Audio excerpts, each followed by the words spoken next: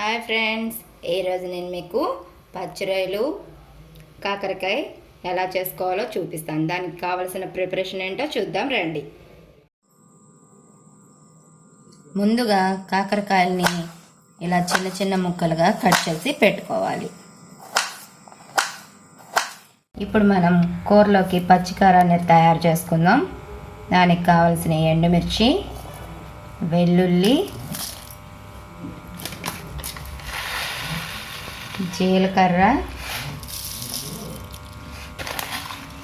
కొంచెం ఉప్పు వేసి మిక్సీ వేసుకుందాం. ఇప్పుడు స్టవ్ ఆన్ చేసి ఆయిల్ వేసుకోవాలి. నేను తీసుకునే కూరకి 3 గరిటెలు తీసుకున్నాను.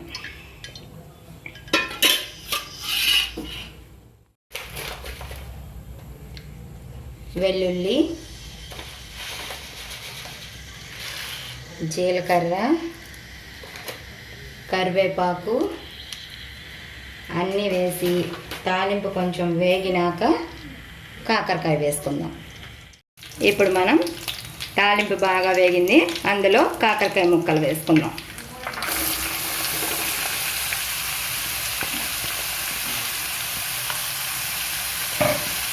ఇప్పుడు పసుపు,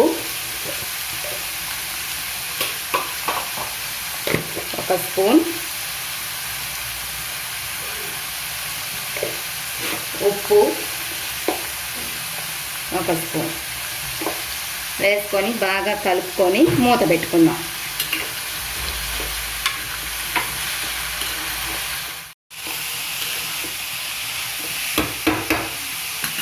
ఇప్పుడు మూత పెడదాము.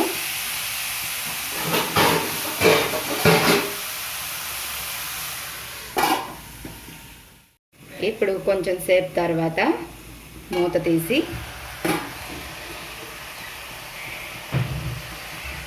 చూడండి, ఈ చిన్న చిన్న రొయ్యలు ఎందులో అయినా వేసుకోవచ్చు. నేను మొన్న దోసకాయ చేసినప్పుడు వేసి మీకు వీడియో పెట్టడం మర్చిపోయాను, అందుకే ఈరోజు కాకరకాయలో వేయడం చూపిస్తున్నాను. ఇలా చేసుకొని చూడండి, చాలా టేస్టీగా ఉంటుంది. ఇప్పుడు మనం కాకరకాయ మగ్గిన తర్వాత పూర్తిగా మగ్గక ముందే మన పచ్చి రొయ్యలను వేసుకొని ఒకసారి కలిపి మూత పెట్టుకుందాం.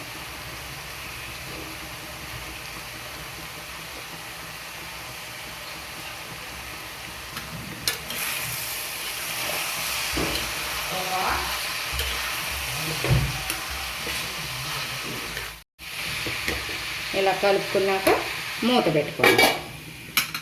రొయ్యల్ని ప్రతి వెజిటేబుల్లో వేసుకోవచ్చు. నేను వేసిన రొయ్యలు శుభ్రం చేసి ఆయించి పెట్టుకున్నవి కాబట్టి కాకరకాయలు వేసినాక వేశాను.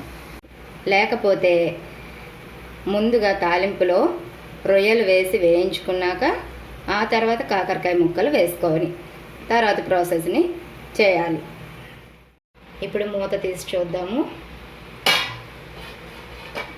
చూడండి, రొయ్యలు కాకరకాయ ఎంత చక్కగా మగ్గినాయో. ఇందులో ఇప్పుడు మనం ముందుగా తయారు చేసి పెట్టుకున్న పచ్చికారాన్ని వేద్దాం.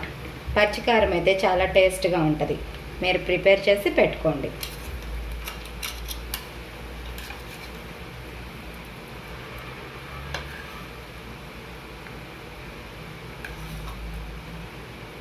ఇలా వేసుకొని కలుపుకొని 1 మినిట్ మూత పెట్టేసేసి ఉంచేద్దాం.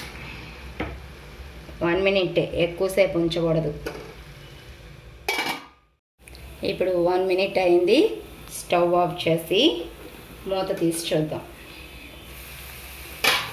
చూడండి ఎంత చక్కగా కారం కూడా, పచ్చికారం చక్కగా పట్టేసుకుందో కాకరకాయకి రొయ్యలకి. ఇంకంతే, వేడివేడిగా సర్వ్ చేసుకొని అన్నంలో చక్కగా తినండి.